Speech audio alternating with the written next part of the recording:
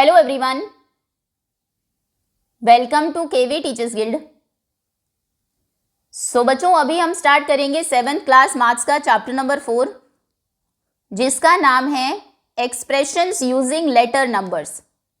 तो मैथ्स में अभी तक हमने सिर्फ नंबर्स को यूज किया। सबसे पहले नेचुरल नंबर्स थे 1 2 3 4 5 अप टू इन्फिनिटी, फिर 0 आया, कुछ नेगेटिव नंबर्स भी आए -1 -2 -3 अप टू माइनस इन्फिनिटी, जिन्हें इंटीजर्स हमने कहा। उसके बाद फ्रैक्शन में भी कुछ नंबर्स थे, फिर कुछ नंबर्स डेसिमल में भी थे, फिर कुछ रूट के नंबर्स भी हमने देखे, इरेशनल नंबर्स। अब हम मैथ्स की एक नई ब्रांच के बारे में पढ़ेंगे जिसे हम कहते हैं अलजेब्रा, और जहां पर हम लेटर्स को यूज करते हैं नंबर्स को रिप्रेजेंट करने के लिए। मतलब नंबर्स के अलावा अब मैथ्स में आपको इंग्लिश अल्फ़ाबेट्स भी दिखाई देंगे, ABCDEF अप टू XYZ। ये लेटर्स भी अब मैथ्स में यूज होने लगेंगे। तो चलिए चैप्टर को रीड करते हैं और समझते हैं कि किस तरह से मैथ्स में जो स्टेटमेंट्स गिवन हैं उन्हें हम शॉर्ट फॉर्म में लिखते हैं लेटर्स और नंबर्स को यूज़ करके, कैसे स्टेटमेंट्स को एक्सप्रेस किया जाता है। इसीलिए चैप्टर का नाम है एक्सप्रेशंस, मतलब मैथ्स की स्टेटमेंट्स को एक्सप्रेस करना, किनको यूज़ करके, लेटर्स और नंबर्स को। तो पहले एक एग्जाम्पल आपको गिवन है। अब क्योंकि आपकी बुक में फिगर इट आउट में काफ़ी कम क्वेश्चंस होते हैं और उसमें जो क्वेश्चंस हैं वो सभी टॉपिक्स को कवर भी नहीं करते, तो बीच बीच में जो क्वेश्चंस हैं हम इन सभी को भी डिस्कस कर लेते हैं, क्योंकि ये भी एग्जाम पॉइंट ऑफ व्यू से उतने ही इंपॉर्टेंट है। तो क्वेश्चन है, Shabnam is 3 years older than Aftab. Shabnam Aftab से 3 साल बड़ी है। When Aftab's age is 10 years, जब आफ्ताब की एज 10 साल की होगी तो शबनम 13 की हो जाएगी, +3 आप उसमें करेंगे। अगर आफ्ताब की एज 18 years की है तो शबनम कितने की होगी? 18 से 3 ज़्यादा, यानी कि वो होगी 21 years की। Okay, given Aftab's age. अब अगर आपको आफ्ताब की एज दे, how will you find Shabnam's age? Shabnam की एज आप कैसे फाइंड करेंगे? हम उसमें 3 ऐड कर देंगे। आंसर गिवन है आपको, we add 3 to Aftab's age to get Shabnam's age. Shabnam की एज फाइंड करने के लिए हम उसमें 3 ऐड कर देते हैं, क्योंकि शबनम आफ्ताब से 3 साल बड़ी है। Can we write this as an expression? क्या आप इसको एक एक्सप्रेशन की तरह लिख सकते हैं जहां पर नंबर्स ना हो? तो बिल्कुल एक्सप्रेशन ये हो जाएगा, Shabnam's age is equal to Aftab's age +3। Shabnam की एज इक्वल है आफ्ताब के जो भी एज गिवन है उसमें 3 ऐड करके आएगी। तो अगर ये टेबल के थ्रू आप रिप्रेजेंट करें, आफ्ताब की एज 10 है तो एक्सप्रेशन फॉर शबनम से शबनम की एज कितनी हो जाएगी? 4 + 3। 10 है तो 10 + 3। अगर आफ्ताब 23 ईयर्स का है तो 23 + 3 यानी कि 26। अगर वो क्वेश्चन मार्क ईयर्स का है तो क्वेश्चन मार्क +3। अब अगर आफ्ताब की एज को हम एक लेटर के थ्रू रिप्रेजेंट करें, हम कहें आफ्ताब A ईयर्स का है, A कुछ भी हो सकता है, तो यानी कि शबनम कितने साल की हो जाएगी? A + 3। जैसे 4 का है तो 4 + 3, 23 का है तो 23 + 3, A ईयर्स का है तो A + 3। तो यहाँ पर आप ये कह सकते हैं S यानी कि Shabnam's age is equal to A + 3। बस यही है एक्सप्रेशन। ये एक एक्सप्रेशन है जिसमें हमने लेटर्स को और नंबर्स को यूज़ किया है। ये लेटर्स हैं, अल्फ़ाबेट्स, और ये नंबर है इस स्टेटमेंट को लिखने के लिए। देखो ये काफ़ी बड़ी स्टेटमेंट है, Shabnam's age is equal to Aftab's age +3। अब शबनम की एज को हमने S ले लिया, आफ्ताब की एज को A ले लिया, S equal to A + 3। Okay, अब अगर A इज 23, अगर A 23 है मतलब आफ्ताब की एज 23 है, तो शबनम की एज कितनी हो जाएगी? S इक्वल A + 3 था, A कितना है? 23, A की जगह 23 रख दीजिए, 23 + 3 S हो जाएगा, मतलब शबनम की एज हो जाएगी 26। तो जो लेटर्स आप यूज़ करते हैं, जैसे हमने A को यूज़ किया यहाँ पर, जो किसी नंबर्स को रिप्रेजेंट करते हैं, जैसे यहाँ पर A ने रिप्रेजेंट किया 23 को और S की वैल्यू आई 26, इन्हें हम कहते हैं लेटर नंबर्स। मैथ्स में एक्सप्रेशंस में लेटर नंबर्स होते हैं, मतलब कुछ लेटर्स होते हैं जो किसी नंबर्स को रिप्रेजेंट करते हैं। इस तरह के जो एक्सप्रेशंस हैं, जैसे A + 3 आपने लिखा, इन्हें कहा जाता है अलजेब्रिक एक्सप्रेशंस। अलजेब्रा वर्ड हमने पढ़ा था अभी। अलजेब्रा वो ब्रांच है मैथ्स की जहाँ पर लेटर्स को यूज़ किया जाता है। होती है ना, जैसे एक ज्योमेट्री है जहाँ पर फिगर्स होती है, ट्रायंगल्स होते हैं, एंगल्स आप ड्रॉ करते हैं। एक है जिसमें सिर्फ नंबर्स होते हैं, ओके। एक है जिसमें अल्फ़ाबेट्स यूज़ होते हैं, उसे हम कहते हैं अलजेब्रा। और जब आप एक्सप्रेस करते हैं किसी भी स्टेटमेंट को, जैसे स्टेटमेंट थी आफ्ताब्स एज +3, उसे आपने a+3 लिख दिया, तो ये बन गया algebraic expression. Now given the age of Shabnam, अगर शबनम की एज गिवन हो, write an expression to find Aftab's age. अब देखिए, अगर शबनम 10 साल की है, हमने कहा शबनम आफ्ताब से 3 साल बड़ी है, तो इसका रिवर्स स्टेटमेंट क्या हो जाएगा, आफ्ताब शबनम से 3 साल छोटा है। तो अब अगर आपको आफ्ताब की एज निकालनी है तो आप शबनम की एज से 3 माइनस करेंगे, 7 का हो गया। अगर शबनम 20 की थी तो फिर 3 माइनस किया। अब अगर शबनम s साल की है, s हम शबनम की एज के लिए यूज करते हैं, तो आफ्ताब कितने का हो जाएगा, s-3। तो ये हो जाएगा यहाँ पर हमारा expression, Aftab's age is equal to Shabnam's age -3। Clear है, वही सब यहाँ पर लिखा है, हम शॉर्ट में अभी कर रहे हैं, थोड़ा जल्दी। क्लियर है, आगे है। अब इस एक्सप्रेशन को यूज करिए टू फाइंड आफ्ताब्स एज, ये a इक्वल टू s-3 है, ये एक्सप्रेशन है हमारा। आफ्ताब की एज फाइंड करनी है अगर शबनम की एज 20 है, तो देखो हम कहते हैं एक्सप्रेशन है a equal to s-3। s आपको पता है शबनम की एज 20 है, तो s की जगह अब आप 20 रख देंगे, वैल्यू पुट करते हैं। a इक्वल टू s की जगह रखा 20, क्योंकि s की वैल्यू 20 गिवन है, 20 - 3, तो ये हो गया 17, a की वैल्यू आ गई 17। जो आपके ये लेटर्स जो आप यूज़ करते हैं, इनकी कोई स्पेसिफिक वैल्यू नहीं होती। मैथ्स के नंबर 7 है मान लीजिए, ये फिक्स्ड वैल्यू है, इसकी 7 ही रहेगी। ऑब्जेक्ट्स चेंज हो सकते हैं, 7 पेंसिल्स हैं, या फिर 7 मैथ स्टिक्स हैं, 7 इरेजर्स हैं, 7 मोबाइल फ़ोन्स हैं, 7 चिल्ड्रन हैं, 7 बॉयज़ हैं, नंबर 7 ही रहेगा। लेकिन अगर आप कहते हैं ए की क्या वैल्यू है, ए की वैल्यू कुछ भी हो सकती है, वो क्वेश्चन में गिवन होती है या हमें फाइंड करनी होती है। ए, जैसे वहाँ पर ए की वैल्यू यहाँ पर आई है 17, इससे पहले ए कितना आपको गिवन था, ए इज़ 23, यहाँ पर ए 23 था। किसी क्वेश्चन में ए की वैल्यू आपको डेसिमल में भी दी जा सकती है, फ्रैक्शन में भी दी जा सकती है। ओके, तो इनकी कोई फिक्स्ड वैल्यू नहीं होती है। जो चीज़ें हमें ना पता हो, मिसिंग हो, उनके लिए हम लेटर्स यूज़ कर लेते हैं। जैसे Shabnam says, Aftab says, expression अगर लिखना है तो इसकी जगह हमने शॉर्ट में एस यूज़ कर लिया, आफ्ताब की एज की जगह हमने ए यूज़ कर लिया, ताकि वो बार बार ना लिखना पड़े, अदरवाइज स्टेटमेंट बड़ी हो जाएगी। आगे आते हैं, एक और एग्जाम्पल है। अब देखिए, पार्थिव एक मैचस्टिक पैटर्न बनाता है, वो रिपीटेडली रिप्लेस करता है else next to each other. Okay, ये उसने एक एल बनाया 2 मैचस्टिक्स को यूज करके, फिर इसके आगे एक और एल बना दिया, 2 एल थे, फिर नेक्स्ट में एक और एल बनाया, नेक्स्ट में हमें पता है 1 2 3 है, एक और बनाएगा। हर एक एल में 2 मैचस्टिक्स यूज हुई हैं, यहाँ पर 2 मैचस्टिक्स यूज हुई, यहाँ पर 1 2 3 4, एक एल इंक्रीज हुआ तो मैचस्टिक भी इंक्रीज हुई। यहाँ पर 2 मैचस्टिक्स हैं, यहाँ पर 4 है, यहाँ 6 है। ओके, कितने matchstick, how many matchsticks are needed to make 5 Ls. अगर आपसे पूछा जाए 5 एल अगर बनाने हैं तो कितनी मैचस्टिक्स चाहिए होंगी। अगर नॉर्मल हम इसको देखें, एक एल बनाने में 2 मैचस्टिक्स चाहिए, 2 एल बनाने में 2 × 2, 3 एल बनाने हैं तो 2 + 2 + 2, 3 × 2।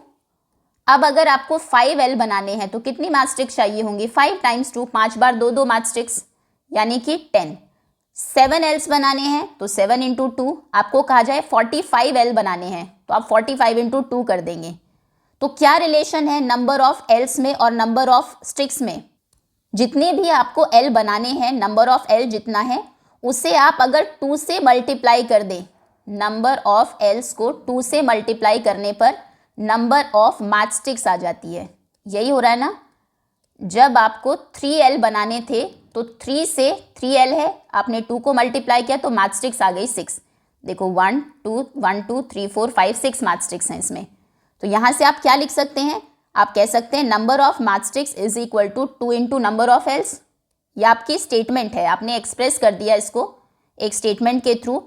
अब अगर नंबर ऑफ एल्स को आप n ले लें और नंबर ऑफ मैचस्टिक्स को मान लीजिए आपने m ले लिया, उससे एक लेटर से रिप्रेजेंट करना है आपको सिर्फ किसी भी चीज़ को। जैसे अगर आपको 2 लोगों की एज दी है, एक की एज को आप a ले सकते हैं, एक की एज को b ले सकते हैं। अगर आपको नंबर ऑफ पेंसिल्स और इरेजर्स पूछा है, नंबर ऑफ पेंसिल्स को आप p ले सकते हैं, इरेजर्स को e ले सकते हैं।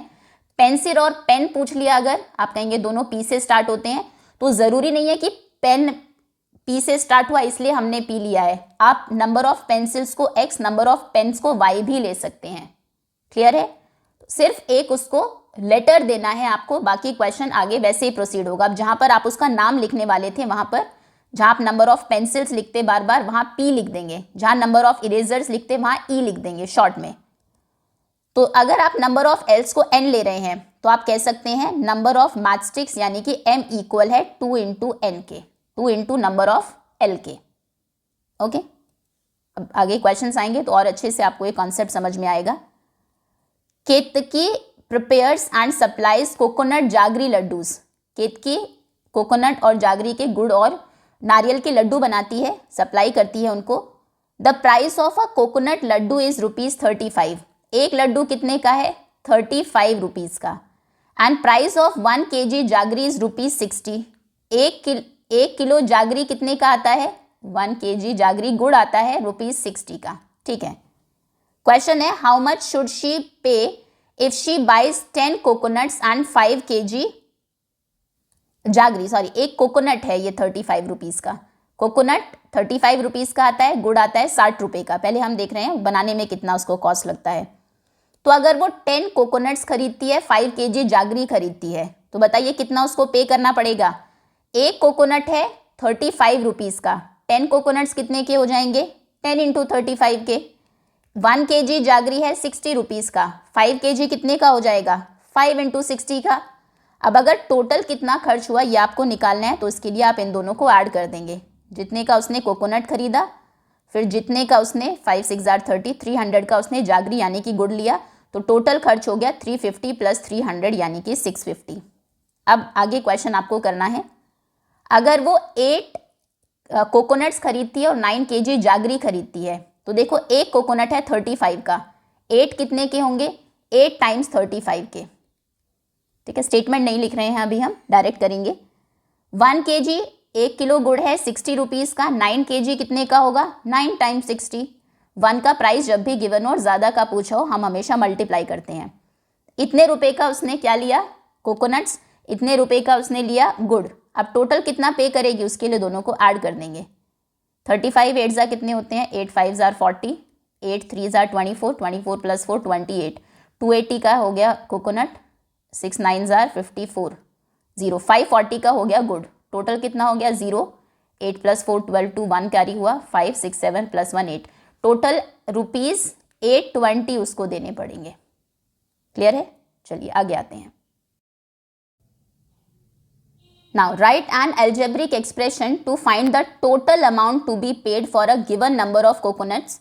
जितने भी कोकोनट्स आपको दे दें उनके लिए, और क्वांटिटी ऑफ जागरी, गुड़ की क्वांटिटी कितनी भी हो उसके लिए एक एक्सप्रेशन लिखिए। तो हम कहेंगे cost of coconuts, total coconuts की कॉस्ट हम कैसे फाइंड करते हैं? जितने भी कोकोनट्स लिए उसको 35 से मल्टीप्लाई करते हैं। जैसे कि इस क्वेश्चन में 8 कोकोनट्स लिए थे, हमने 8 को 35 से मल्टीप्लाई किया। इससे ऊपर वाले क्वेश्चन में उसने 10 लिए थे, हमने 10 को 35 से मल्टीप्लाई किया। तो कोकोनट्स की कॉस्ट फाइंड करने के लिए अगर हम नंबर ऑफ कोकोनट्स को C से रिप्रेजेंट करें, कोकोनट क्योंकि C से स्टार्ट होता है, तो जितने भी कोकोनट्स लेंगे यानी कि C उसको 35 से मल्टीप्लाई करना है। फिर जागरी की कॉस्ट कितनी होती है? जितने भी kg आप जागरी ले रहे हैं उसको हम 60 से मल्टीप्लाई करते हैं। यहाँ पर आपने 5 किलो लिया था तो 5 को 60 से मल्टीप्लाई किया था, 9 kg लिया तो 9 को 60 से मल्टीप्लाई किया था। मतलब अगर आप j kg लेते हैं, j से अल्फ़ाबेट से सिर्फ हमने रिप्रेजेंट कर दिया उसको, तो j इंटू 60 रुपीज़ लगेंगे। और लास्ट में हम क्या करते हैं? उन दोनों को ऐड कर देते हैं। तो आपको भी वही करना है, आप C into 35 plus J into 60 कर दीजिए, तो टोटल आपको कॉस्ट पता लग जाएगी। ये एक्सप्रेशन है, अलजेब्रिक एक्सप्रेशन। ना आपको कितने कोकोनट्स लिए वो पता, ना आपने कितने kg जागरी ली वो पता, लेकिन फिर भी आप इस तरह से उसको एक्सप्रेस कर सकते हैं। C into 35। अब जैसे C की वैल्यू वो आपको देगा, अगर उसने कहा 5 कोकोनट्स लिए हैं तो आप C की जगह सीधा 5 पुट करेंगे। उसने कहा 3 किलो गुड़ लिया है तो J की जगह 3 पुट करेंगे और आंसर निकाल देंगे। Okay, next. अब इस एक्सप्रेशन को, इस फॉर्मूला को यूज़ करना है to find total amount to be paid for 7 coconuts 4 kg jaggery. इस फॉर्मूला को यूज़ करिए अगर 7 कोकोनट्स है मतलब C 7 है और 4 kg जागरी है मतलब J 4 है। ओके, तो इसमें हम क्या करेंगे? क्या हो जाएगा? ये आंसर हो जाएगा 7 इंटू C की जगह आपने 7 रखा क्योंकि कोकोनट 7 है, 35 प्लस जे कितना है, जे था हमारा जागरी कितने केजी है, 4 केजी है, तो जे की जगह हम 4 रख देंगे। 4 इंटू 60 सॉल्व करिए। 7 इंटू 35 कितना हो जाएगा, 7 5 जार 35, 7 3 जार 21, 22 23 24, 245 प्लस 4 6 जार 24, 240, ये हो जाएगा 485 रुपीज़। Okay, next. अब एक एग्जाम्पल आपको गिवन है। हम जानते हैं कि जब हम कैलकुलेट करते हैं पेरीमीटर ऑफ सिंपल शेप्स, तो हम we write expressions for perimeters. हम पेरीमीटर के लिए कैसे एक्सप्रेस करते हैं, जैसे फॉर्मूला आपने पढ़ा था, रटते आ रहे हैं हम 5th क्लास से, कि पेरीमीटर ऑफ स्क्वायर होता है 4 into side, 4 times side of its length, जो भी उसकी साइड होगी उसकी लेंथ। तो मान लीजिए वो बना कैसे फॉर्मूला, ये आपका एक स्क्वायर है, इसमें साइड आप कुछ भी ले लीजिए, साइड को एस ले लीजिए, साइड को ए ले लीजिए, क्यू ले लीजिए, किसी भी एक लेटर से उसकी साइड को रिप्रेजेंट कर दीजिए। मान लीजिए हमने एस ले लिया। तो जब आप पेरीमीटर फाइंड करते हैं, पेरीमीटर का क्या मतलब है कि आप उसकी total length of boundary find कर रहे हैं। जनरली हम ऐसे ही करते हैं, पॉइंट से स्टार्ट करेंगे, बाउंड्री पर चलते रहेंगे, टोटल जितना आपने वॉक किया वो उसका पेरीमीटर हो जाता है। तो देखिए यहाँ पर पेरीमीटर कितना होगा, पहले आपने एस वॉक करेंगे, फिर यहाँ से ऊपर जाने में एस, फिर एस, लेंथ ऑफ बाउंड्री को ऐसे ऐड करके पेरीमीटर निकालते हैं। तो आप क्या कर रहे हैं, बेसिकली आप 4 बार एस को ऐड कर रहे हैं, और रिपीटेड एडिशन क्या होता है, मल्टीप्लिकेशन। आप 4 बार एस को ऐड करिए या फिर आप 4 टाइम्स एस लिख दीजिए, एक ही बात है। यहीं से पेरीमीटर का फॉर्मूला बना, ऐसे ही 4 इंटू साइड। अब जो भी साइड हमें गिवन होती है, बार बार मान लीजिए साइड आपको 20 दी है, तो बार बार आपको 20 को 4 बार ऐड करके 4 इंटू 20 लिखने की ज़रूरत नहीं है। हम डायरेक्ट 4 इंटू 20 करेंगे, फॉर्मूला में वैल्यू पुट करते हैं, 80 आ जाएगा पेरीमीटर, मीटर सेंटीमीटर जो भी होगा। ओके, तो इन्होंने वही कहा है 4 times the length of it side. अगर हमने लेंथ ऑफ द साइड को जैसे हमने एस से रिप्रेजेंट किया है, क्यू से कर दिया, तो पेरीमीटर क्या हो जाएगा, 4 इंटू क्यू, जहां पर क्यू है साइड लेंथ। अगेन वही बात है, जरूरी नहीं है कि साइड लेंथ है तो आप एस से ही करें या एल से ही करें, आप कोई भी लेटर यूज कर सकते हैं। आप इसकी जगह एक्स भी लिख सकते हैं, वाई भी लिख सकते हैं, कोई रूल नहीं है कि क्यू से करना है, बस एक लेटर लिख देना है उसकी जगह। 4 इंटू साइड की जगह 4 इंटू क्यू लिख दिया हमने। Okay, next. अब write what is the perimeter of square with side length 7 centimetre. देखो कितना आसान हो गया क्वेश्चन। हमें पता है 4 इंटू क्यू पेरीमीटर होता है, जहां पर क्यू साइड लेंथ है। अब अगर साइड लेंथ आपको 7 दे दी, मतलब क्यू की वैल्यू 7 है, तो आपको सिर्फ फॉर्मूला में क्यू की जगह 7 लिखना है। 4 इंटू क्यू था, हम 4 इंटू 7 कर देंगे, 7 4 जार 28, 28 सेंटीमीटर उसका पेरीमीटर हो गया। ओके, चलिए आगे आते हैं।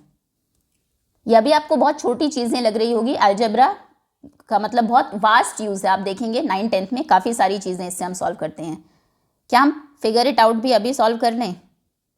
हाँ ठीक है, कम ही क्वेश्चंस हैं, चलिए स्टार्ट करते हैं।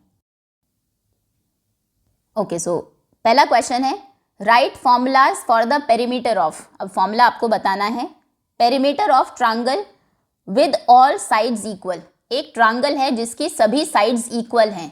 अब हमें नहीं पता कि साइड कितनी है, तो उसकी जगह हम कोई लेटर लिख देते हैं। मान लीजिए सभी साइड एस है, या सभी साइड एक्स है, या सभी साइड वाई है, या सभी साइड ए है, कोई भी लेटर दे दीजिए साइड के लिए, लेकिन वो पहले आपको लिखना पड़ेगा। आंसर की शुरुआत ही यही होती है अलजेब्रा में। पहले आप डिफाइन करिए कि आप साइड की लेंथ को क्या ले रहे हैं। आप लिखेंगे answer number 1, let the length of each side. मान लीजिए हर एक साइड की लेंथ कितनी है, ए है, साइड बी ए, मान लीजिए हर एक साइड ए है। अब पेरीमीटर क्या होता है ट्रायंगल का, ट्रायंगल के पेरीमीटर के लिए हम तीनों साइड्स को ऐड करते हैं। Perimeter of triangle equal to तीनों साइड्स, क्योंकि ए ही है, ये भी ए है, ए, तो पेरीमीटर हो जाएगा ए प्लस ए प्लस ए। तो वही आप यहाँ पर करेंगे, ए प्लस ए प्लस ए। अगेन रिपीटेड एडिशन क्या होता है, मल्टीप्लीकेशन, तो आंसर आ जाएगा 3a। ये पेरीमीटर है। पेरीमीटर को अगर आप p से रिप्रेजेंट कर दें, या फिर simple perimeter of triangle equal to 3a, ये भी सही है। फर्स्ट क्वेश्चन का आंसर हो गया। आगे है एक रेगुलर पेंटागन। पेंटागन हमें पता है जिसमें 5 साइड्स हों, और किसी भी पॉलीगन के आगे अगर रेगुलर लग जाता है, उसका मतलब है कि उसकी सभी साइड्स इक्वल हैं। ओके, आपने पॉलीगन्स याद होंगे, ट्रायंगल जिसमें 3 साइड्स होती हैं, फिर 4 साइड जिसमें होती है उसे हम बोलते हैं क्वाड्रिलेटरल। ये थोड़े से अलग नाम है, बाकी तो सब वैसे ही होते हैं। पेंटागन 5 साइड्स हैं, हेक्सागन 6 साइड्स हैं, हेप्टागन हेप्टागन जिसमें 7 साइड्स है, ऑक्टागन में 8 साइड्स होती हैं, नॉनागन में 9 साइड्स और डेकागन में 10 साइड्स। और अगर किसी के भी आगे रेगुलर लग गया, गन वाले के आगे, पॉलीगन जो पेंटागन हेक्सागन होते हैं उनके आगे अगर रेगुलर लग जाता है तो वो क्या हो जाते हैं, सभी साइड्स इक्वल है। देखो पेंटागन तो ये भी है, 5 साइड्स है इसमें भी, 1 2 3 4 5, लेकिन ये रेगुलर नहीं है, छोटी साइड है, ये बड़ी साइड है। रेगुलर पेंटागन कौन सा होगा, जिसमें ये इस तरह से बनता है, सभी साइड्स इक्वल होंगी। ओके, रेगुलर ट्रायंगल हम कभी नहीं कहते, क्योंकि रेगुलर ट्रायंगल का एक स्पेसिफिक नाम होता है, उसे हम इक्विलेटरल ट्रायंगल कहते हैं। ऐसे रेगुलर क्वाड्रिलेटरल भी नहीं कहते हैं। रेगुलर क्वाड्रिलेटरल जिसकी चारों साइड्स बराबर हो, क्वाड्रिलेटरल के क्योंकि बहुत सारे टाइप्स हो जाते हैं फर्दर, उसे हम या तो क्या बोलते हैं, चारों साइड्स इक्वल है तो रोम्बस, या फिर उसको हम स्क्वायर कहते हैं। ठीक, चलिए खैर, रेगुलर पेंटागन हमने जैसे लास्ट ईयर सीखा था, हम रेगुलर वर्ड यूज करते हैं जब सभी साइड्स और एंगल्स इक्वल होते हैं। Okay, answer number B.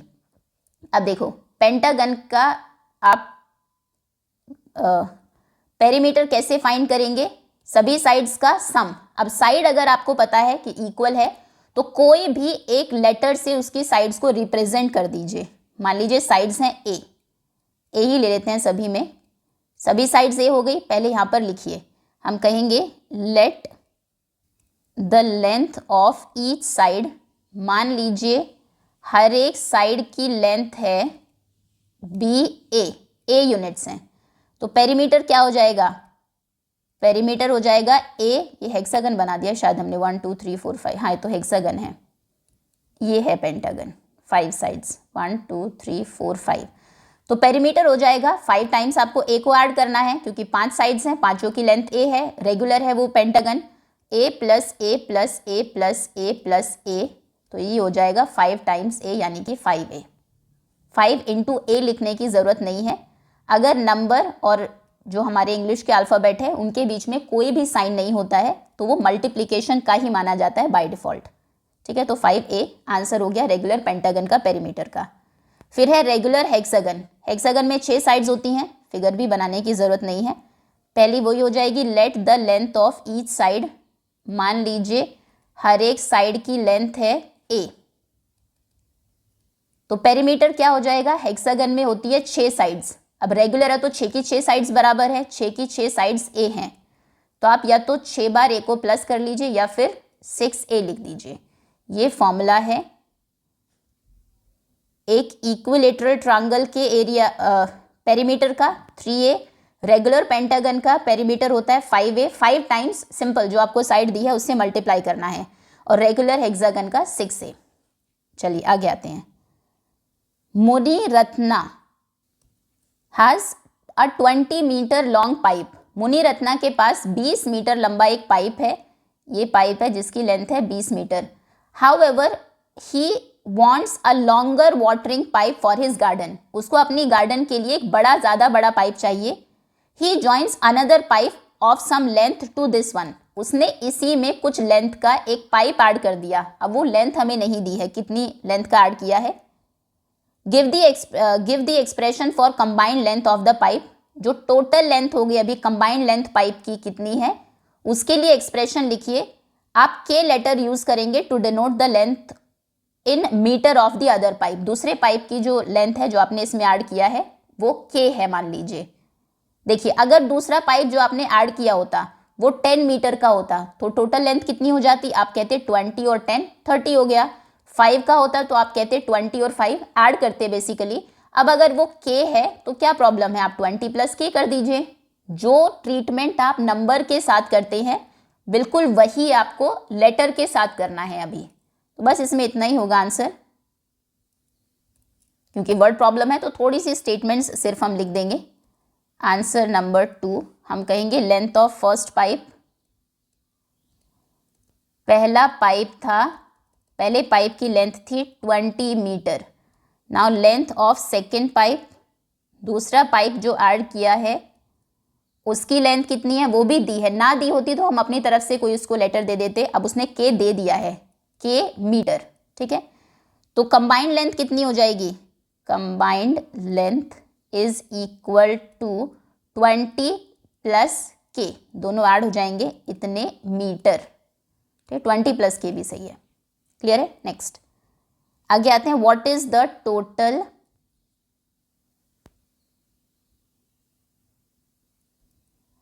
What is the total amount Kritika has, Kritika के पास टोटल कितना अमाउंट है, if she has the following number of notes of 100, 20 and 5, 100 के उसके पास 3 नोट्स हैं, 20 के 5 नोट्स हैं और 5 रुपीज़ के 6 नोट्स हैं।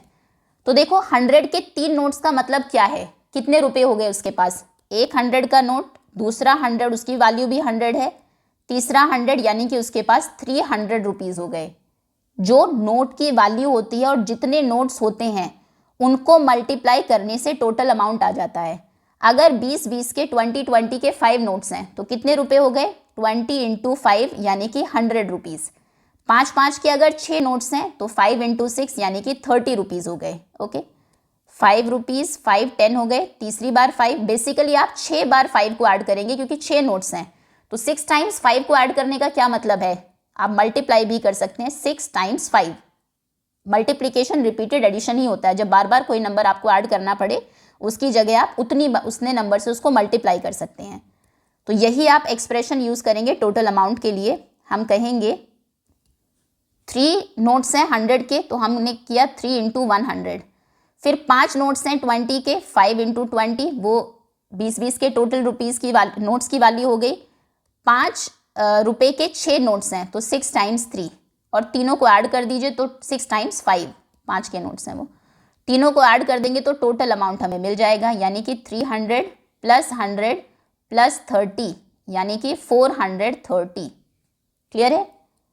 अब यहाँ पर आपको टोटल अमाउंट का एक्सप्रेशन गिवन है, ये आपको फिल करना है। वो उसने 6 बार 100 को मल्टीप्लाई किया है, तो यानी कि 100 के 6 नोट्स होंगे उसके पास, यहाँ पर 6 आ जाएगा।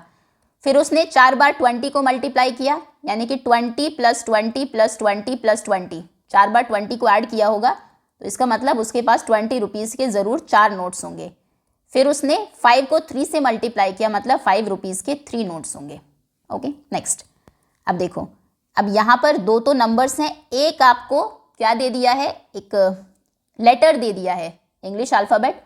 कोई प्रॉब्लम नहीं है, लेटर्स अलजेब्रा बहुत बच्चों को मुश्किल लगता है, लेकिन बिल्कुल जो आप नंबर के साथ करते हैं वही सिर्फ अब आपको जेड के साथ करना है। हम क्या करते, 100 रुपीज़ के उसके पास 8 नोट्स हैं, तो हम कहेंगे उसके पास 8 टाइम्स 100 इंटू 8 भी करेंगे तो भी सही होगा, वैसे आंसर तो सही आएगा। 8 इंटू 100 रुपीज़ हो गए टोटल, उसमें हम ऐड करेंगे 800 रुपये हो गए, मतलब 20-20 के उसके पास 4 नोट्स हैं तो 4 टाइम्स 20, 80 रुपीज़ वैसे हो गए। और 5-5 के उसके पास जेड नोट्स हैं, हमें नहीं पता, जेड कुछ भी हो सकता है, जेड की वैल्यू 3 भी हो सकती है, 9 भी हो सकती है, 5 के 10 नोट्स भी हो सकते हैं। जेड आपको दे दिया एक लेटर, तो हम वही करेंगे। जब 5 के 6 नोट थे, आपने 5 को 6 से मल्टीप्लाई किया, 6 टाइम्स 5 किया, 3 थे तो 3 टाइम्स 5 किया, जेड है तो जेड टाइम्स 5 करिए, जेड इंटू 5। अब देखो इसको सॉल्व कैसे करेंगे, 8 इंटू 100 हो गया 800, 2 4 8, 80, और z इंटू 5 को आप कैसे लिखते हैं, इसको हम लिखते हैं 5z। हमेशा नंबर पहले लिखते हैं, जो लेटर है उसको बाद में लिखते हैं, ठीक है। 5z का मतलब 5 इंटू जेड ही है। और जब आप ऐड करेंगे, नंबर में नंबर ऐड होगा, 5z ऐड नहीं होगा, ये एज इट इज रहेगा। ये नहीं करना है कि 800 और 80, 880 हो गया और 5 और ऐड करके आप इसको 885z लिख दें। ये बहुत ही कॉमन मिस्टेक्स हैं जो हम करते हैं। हमेशा लाइक टर्म्स ऐड होते हैं, ये स्टेटमेंट याद रखिएगा। लाइक टर्म्स का मतलब है 800 और 80 एक जैसे हैं, दोनों नंबर्स हैं, ये ऐड हो जाएंगे। 5z बिल्कुल अलग है, ये किसी z के नंबर के साथ ही ऐड होगा, ये आगे हम पढ़ेंगे और डिटेल में। अभी आप सिर्फ इतना समझ लीजिए, नंबर में नंबर ऐड करना है, कोई भी ऐसा टर्म नहीं ऐड करना है जिसमें कोई लेटर हो, ठीक है। तो ये हो जाएगा 880, 800 और 80 ऐड होके 880 हो जाएगा, plus 5z as it is रहेगा एंड में, ठीक। 880 में 5z ऐड हो ही नहीं सकता, बस ये आपको याद रखना है। आगे है 100 के x नोट्स हैं, तो कितना हो जाएगा 100x, 100 into x, x into 100 करते हैं वैसे हम, लेकिन x इंटू 100 करे, बाद में 100x लिखे, एक ही बात है। 100x हमने लिख लिया डायरेक्ट। 20 के y नोट्स हैं, कितने रुपए हो जाएंगे? 20y। y टाइम्स 20 करेंगे, पहले नंबर लिखना है, बाद में अल्फ़ाबेट लिखना है। 5 के z नोट्स हैं, ये तो हम पहले भी कर चुके हैं। 5 के z ही नोट्स थे हमारे पास, तो 5z आया था, तो 5z। बस तीनों एज इट इज़ रहेंगे, नंबर्स को ऐड मत कर दीजिएगा। ये नहीं करना है कि 100 और 20 120 हो गए और 5 125 XYZ, गलत हो जाएगा बिल्कुल। 100x में कोई x का नंबर ही ऐड हो सकता है। 100x में 20x ऐड होके 120x बन सकते हैं। 100x में 20y या 5z में से कुछ भी ऐड नहीं होगा। क्लियर है? ये आपके फाइनल आंसर्स हैं। चलिए आगे आते हैं। आगे है Venkatalakshmi. Venkatalakshmi owns a flower मिल। वेंकटलक्ष्मी की एक आटा मिल है। It takes 10 seconds for the roller mill to start running. 10 second लगते हैं रोलर मिल को स्टार्ट होने में। वंस इट इज़ रनिंग, एक बार वो चलने लगती है, रन करने लगती है, तो each kg of grain takes 8 seconds to grind into powder. 1 kilo grain, मान लीजिए आपने उसमें 1 किलो गेहूं डाले, तो उसको ग्राइंड करने में, आटा बनाने में वो कितने सेकंड लेती है? 8 सेकंड। 10 सेकंड शुरू होने में लेगी, फिर हर एक किलो को पीसने में लेगी 8 सेकंड। कौन सा एक्सप्रेशन नीचे डिस्क्राइब करता है टाइम टेकन को to complete grind y kg of grain? अगर उसे y किलो ग्रेन को पीसना है तो कितना टाइम लगेगा? देखो पहले नंबर से ट्राई करते हैं, क्योंकि अभी डायरेक्ट आपको थोड़ा टाइम लगेगा सीधा अल्फ़ाबेट्स पे वो ऑपरेशन लगाने में। तो अगर मैं आपसे कहूँ कि 5 किलो ग्रेन उसको पीसने थे, कितना टाइम लगेगा? तो आप कहेंगे 10 सेकंड तो मशीन को शुरू होने में लग गए, ठीक है। फिर 1 किलो गेहूं को वो पीसने में लगाती है 8 सेकंड। 5 किलो को पीसने में कितना लगाएगी? 5 टाइम्स 8। पहले किलो गेहूं को 8 सेकंड में पीसेगी, दूसरे वाले को 8 में, थर्ड को 4, चौथे किलो को 5वें को। तो 5 टाइम्स आप 8 को ऐड करेंगे, या फिर आप सिंपल 5 टाइम्स 8 कर सकते हैं। यही करेंगे ना आप, 8 5 जार 40। आप कहेंगे 40 सेकंड उसको लगा इन 5 किलो को पीसने में, तो टोटल कितना टाइम लग गया? 50 सेकंड। जो 10 सेकंड शुरू होने में लगे थे मशीन को, जो टोटल टाइम उसको ग्राइंड करने में लगा, दोनों को आप ऐड करेंगे। क्लियर है? अगर इसकी जगह आपको दे दिया जाए 20 किलो ग्रेन कितने टाइम में पीसेगी, तो आप कहेंगे 10 सेकंड में शुरू हुई मशीन, 1 किलो को पीसने में 8 सेकंड लगते हैं, 20 kgs को पीसने में कितना लगेगा? 20 टाइम्स 8। फिर दोनों को, इसका आंसर 160 आएगा, दोनों को आप ऐड कर देंगे 10 और 160। ठीक है। अब यही चीज़ आप y के साथ करिए। आप कहेंगे 10 सेकंड तो हमें शुरू करने में लगते हैं मशीन को। अगर 1 किलो गेहूं को, ग्रेन को, कोई भी ग्रेन हो सकता है, वो पीसने में 8 सेकंड लगते हैं, तो y किलो को पीसने में कितने लगेंगे? 8 टाइम्स y, 8y। जब आप 5 किलो को पीस रहे थे तो आपने 8 इंटू 5 किया। आप 20 किलो को पीस रहे थे, आपने 8 इंटू 20 किया। अब आप अगर y kg को पीस रहे हैं तो क्या प्रॉब्लम है? 8 इंटू y कर दीजिए।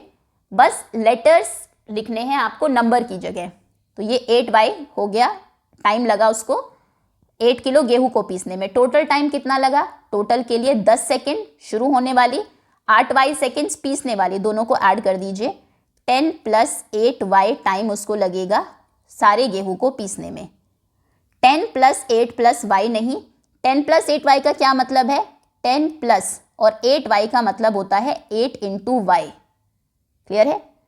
10 + 8 ब्रैकेट में नहीं है, इंटू y नहीं। देखो ये बहुत ही अलग चीज़ है। ब्रैकेट अगर लग गया तो आप पहले 10 + 8 करेंगे, 18y हो जाएगा ये। जबकि हमारे उसमें क्या है? पहले 8 इंटू y होगा, जो भी आंसर आएगा उसमें आप 10 को ऐड करेंगे। 10 इंटू 8 इंटू y भी नहीं है, 10 + 8 इंटू y, ये बिल्कुल सही है। Option D is correct. 10 into y + 8 भी नहीं। जो आपके ऑपरेशंस हैं, एडिशन, सब्ट्रैक्शन, मल्टीप्लिकेशन, बहुत केयरफुली यूज़ करने हैं। 10 सेकेंड पीसने, 10 सेकेंड स्टार्ट होने के प्लस 8y सेकेंड पीसने के, दोनों को ऐड करना है। इसमें करेक्ट है ऑप्शन डी। होपफुली समझ में आ रहा होगा आपको।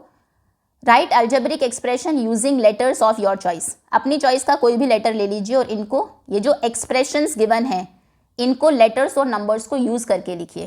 चैप्टर का नाम क्या था? Expressions using number letters. देखो ये मैथ्स का एक्सप्रेशन है, 5 मोर दैन अ नंबर, एक नंबर से 5 ज़्यादा क्या होगा। अब आप इसको कैसे लिखेंगे, कोई भी नंबर ले लीजिए, मान लीजिए नंबर है x, तो x से 5 ज़्यादा क्या हो जाएगा, जो भी नंबर आपको दिया उसमें 5 ऐड करना है। अगर x सामने नंबर को ले लिया तो x + 5 हो जाएगा।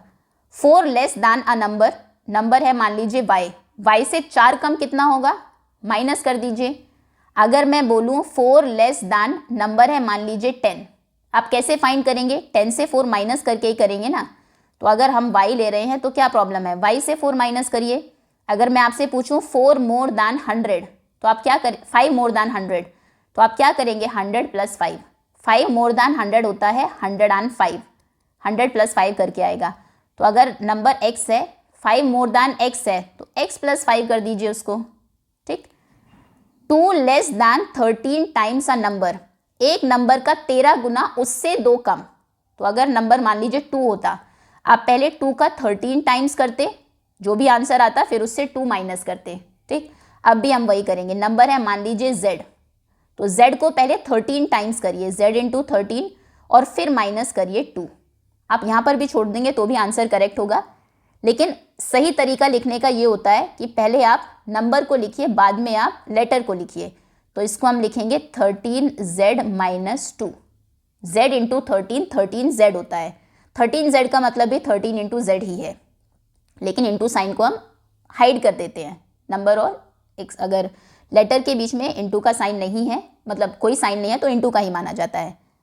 आगे है 13 less than 2 times a number, एक नंबर के 2 टाइम्स से 13 कम, क्या नंबर ले, चलो p ले लेते हैं, p का 2 टाइम्स, तो क्या हो जाएगा 2 टाइम्स p, और उससे 13 लेस, तो उससे 13 लेस करिए, क्या हो जाएगा 2p - 13। ये आपके फाइनल आंसर्स हैं। x + 5, 5 more than a number, y - 4, 4 less than a number, 13z - 2, 2 less than 13 times a number, 2p - 13, 13 less than 2 times a number. Okay, चलिए, अगर आपको एक्सप्रेशंस दे देना और उससे आपको स्टेटमेंट पूछे तो भी आपको आनी चाहिए। ये तो हमने स्टेटमेंट से एक्सप्रेशंस लिखे हैं, एक्सप्रेशंस को पढ़ना भी आए। अगर आपको दे दिया मान लीजिए 7, एक नंबर है p - 14, तो इसका मतलब है 14 लेस, 14 कम दैन 7 टाइम्स अ नंबर, एक नंबर के 7 गुना से 14 कम, ठीक। डिस्क्राइब करिए situations corresponding to the following algebraic expressions. अभी कोई सिचुएशन आपको डिस्क्राइब करनी है, वो कोई रियल लाइफ स्टोरी भी आप बना सकते हैं, कोई भी सिचुएशन जो नीचे एल्जेब्रिक एक्सप्रेशंस गिवन है उनके लिए। जैसे ये है 8 टाइम्स x + 3 × y, हमें नहीं पता x और y क्या है, आप अपनी स्टोरी में उसको कोई कुछ भी ले सकते हैं। हम कह सकते हैं x मान लीजिए पेंसिल की कॉस्ट है, y मान लीजिए इरेजर की कॉस्ट है। तो ये क्या एक्सप्रेशन शो करता है, cost of 8 pencils and cost of 3 erasers. 8x का मतलब ये है कि एक चीज़ कोई x की है तो 8 चीज़ें 8x की हो जाएगी। एक की कॉस्ट अगर 3y का मतलब है कि y एक चीज़ की कॉस्ट है, वो कुछ भी हो सकता है। 8y में y को आप किसी और चीज़ से भी डिफाइन कर सकते हैं, पेंसिल और पेन ही याद आता है जनरली जब हम स्टूडेंट्स की बात करते हैं। मान लीजिए y कॉस्ट है एक मोबाइल की और x कॉस्ट है एक टीवी की, ठीक है। 8 टीवी की कॉस्ट और 3 मोबाइल्स की कॉस्ट और दोनों का sum, total cost of 8 TVs and 3 mobiles, ये भी आप लिख सकते हैं। ओके, पहले x और y को डिफाइन कर लीजिए। कोई भी सिचुएशन आपको बनानी है अपनी तरफ से, x और y किसी भी चीज़ को रिप्रेजेंट कर सकते हैं। हम लेटर्स इसीलिए यूज़ करते हैं, जो अननोन चीज़ें हैं उनको सॉल्व करने, उनको रिप्रेजेंट करने के लिए। तो मान लीजिए let x is cost of 1 pen, मान लो x है एक पेन की cost, and y is cost of 1 pencil, y है एक पेंसिल की कॉस्ट। तो ये जो स्टेटमेंट लिखी है 8x + 8 × x, 8x ही हो गया, प्लस 3 × y, इसका क्या मतलब है, total cost of 8 pen and 3 pencils की टोटल कॉस्ट, क्योंकि ऐड कर दिया आपने तो आप टोटल फाइंड कर रहे हैं। तो 8 × x + 3 × y, ये क्या हो गया, ये सिचुएशन है किस चीज़ के लिए, total cost of 8 pens and 3 pencils. इसमें आपका आंसर डिफरेंट भी हो सकता है ना। आगे है 15J - 2K। अब कोई ऐसी सिचुएशन देखिए जहां पर आप किसी नंबर से दूसरे उसको माइनस करते हैं। जैसे स्टूडेंट्स की लाइफ से अगर हम देखें, मान लीजिए एक टेस्ट हुआ, MCQ टाइप टेस्ट है, जितने क्वेश्चन सही होते हैं, सही क्वेश्चन पर आपको हर क्वेश्चन पर J मार्क्स मिलते हैं। J कुछ भी हो सकता है, 2 नंबर मिलते हैं, 3 मिलते हैं, 5 मिलते हैं। आपने 15 क्वेश्चन सही कर दिए तो 15 क्वेश्चन के लिए कितने मार्क्स मिलेंगे? 15J। लेकिन अगर कोई क्वेश्चन गलत होता है तो आपके 2 मार्क्स कट जाते हैं, K मार्क्स कट जाते हैं, सॉरी। आपने 2 क्वेश्चंस गलत कर दिए तो आपके कितने मार्क्स कट जाएंगे? K। एक और क्वेश्चन पर K, तो 2K मार्क्स कट जाएंगे। तो total marks after 15 correct questions and 2 incorrect questions, उसके लिए ये एक्सप्रेशन होगा। अगर मैं आपको कहूँ हर क्वेश्चन, करेक्ट क्वेश्चन पर J नंबर मिलते हैं, एक बच्चे ने 15 सही क्वेश्चंस किए, हर गलत क्वेश्चन पर K नंबर कट जाते हैं, बच्चे ने 2 क्वेश्चंस गलत कर दिए। टोटल बताइए एक एक्सप्रेशन को यूज करके कि टोटल कितने मार्क्स आए उसके। तो आप कहेंगे 15 टाइम्स J, जितने उसने सही क्वेश्चन किए वो मिले, उसमें से माइनस कर दीजिए जो उसके कट गए। देखो अगर मैं कहूँ सही क्वेश्चन पर उसको मिलते हैं 3 नंबर और गलत क्वेश्चन पर कट जाते हैं 2 नंबर या 5 नंबर कट जाते हैं, टोटल कितने मार्क्स आएंगे? आप कहेंगे देखो 15 क्वेश्चन सही करने पर हर पे 3 मिले, तो यानी कि 45 मार्क्स उसके आ गए। 15 3 = 45। लेकिन फिर 2 क्वेश्चन गलत भी कर दिए, एक पर 5 नंबर कटे, तो कितने नंबर कट गए? 5 2 = 10। और यही आप करेंगे, फिर माइनस करेंगे, तभी तो 35 मार्क्स बनेंगे उसके। यही किया आपने भी, इन दोनों को मल्टीप्लाई किया, इसको इससे मल्टीप्लाई किया और माइनस कर दिया। हम भी वही कर रहे हैं। 15 को आपने 3 से मल्टीप्लाई किया, करेक्ट क्वेश्चंस, फिर 2 को 5 से मल्टीप्लाई किया, माइनस किया। तो हम भी तो 15 को J से मल्टीप्लाई कर रहे हैं, value marks given for correct answers, और K से माइनस कर रहे हैं। या फिर आप कोई दूसरी सिचुएशन देखें तो ये भी कह सकते हैं दैट इसमें अर्निंग और एक्सपेंसेस भी ले सकते हैं। एक पर्सन ने 15, नहीं यही सही है, थोड़ा सा उससे भी रिलेट आप कर पाएंगे। तो चलिए पहले डिफाइन करते हैं कि हमने J और K को क्या लिया है। मान लीजिए J है marks given for correct answers. जो करेक्ट आंसर्स आप देते हैं, हर आंसर के लिए आपको J मार्क्स मिलते हैं। K है मार्क्स डिडक्टेड। डिडक्ट क्यों? क्योंकि ये माइनस हुआ है, माइनस तभी होगा जब कुछ चीज कम होगी। तो marks deducted for incorrect answers, for incorrect answers, हर गलत आंसर के लिए K मार्क्स कट जाते हैं। तो ये जो अब सिचुएशन है कि आप 15J कर रहे हैं और उससे माइनस कर रहे हैं 2K, ये किसके लिए होगा? Total marks of a student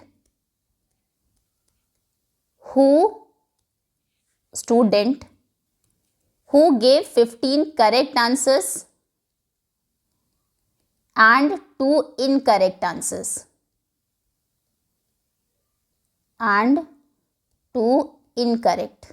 15 जिसने करेक्ट दिए और 2 इनकरेक्ट दिए, उसके लिए ये स्टेटमेंट होगी अब।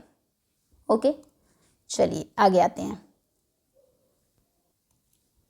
Now in a calendar month, if any 2/3 grid full of dates is chosen as shown in the picture, write expression for the dates in the blank cell if the bottom middle cell has date W।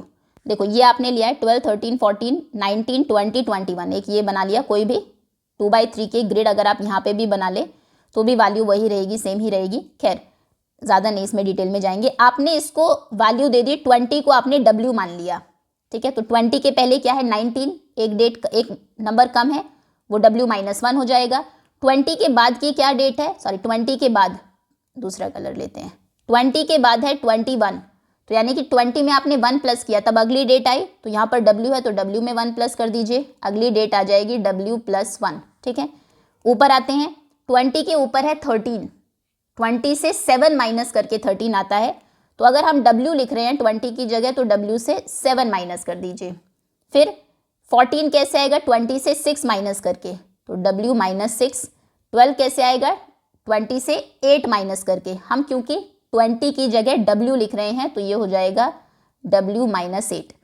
किसी भी calendar में कोई भी 2/3 की grid ले लीजिए, इसी pattern को फॉलो करेगी। कैसे? मान लीजिए ये आपने लिया, ये, अच्छा चलो ठीक है, इसको भी नहीं लेते। मान लीजिए हम कहते हैं W है हमारा 15, ग्रिड बनाओ, क्या होगी, ये W है 15, 15 के पहले W माइनस 1, 15 माइनस 1 14 हो गया, W प्लस 1 15 प्लस 1 16 हो गया। ऊपर W माइनस 7 था क्योंकि W हम 15 ले रहे हैं, 15 माइनस 7 कितना होगा, 9, 5 6 7 9, हाँ 8 2 10 एंड 5, यस। अब यहाँ पे है W माइनस 8, तो 15 माइनस 8 कितना हो जाएगा 7, ये है W माइनस 6 यानी कि 15 माइनस 6 हो जाएगा 9। देखो ये ग्रिड आपको बिल्कुल एग्जैक्टली यही मिलेगी, यही है ना, 7 8 9 14 15 16, ठीक है। अगर आप W की वैल्यू कुछ भी ले, मान लीजिए W हमने ले लिया 25 है, ये 25 है, तो पहले W minus 1 25 minus 1 24, W plus 1 25 plus 1 यानी कि 26, W माइनस 7 ऊपर 25 माइनस 7 हो जाएगा 18, ये W माइनस 6 होगा 19, W माइनस 8 होगा 25 माइनस 8 यानी कि 5 6 7 8 17। देखो ये वही ग्रिड है ना, 17 18 19 24 25 26, 17 18 19 24 25 26। तो इस फॉर्म में होती है कोई भी ग्रिड 2/3 की एक कैलेंडर में। दैट्स ऑल स्टूडेंट्स, अभी के लिए इतना ही। काफ़ी इंटरेस्टिंग चैप्टर है ये, अगर आपको इंटरेस्ट आता है अलजेब्रा में तो आगे का मैथ्स बहुत ईजी हो जाएगा आपके लिए, क्योंकि ये सबसे डिफिकल्ट लगता है बच्चों को। Anyways, thank you so much for watching. Next exercise हम कवर करते हैं नेक्स्ट पार्ट में।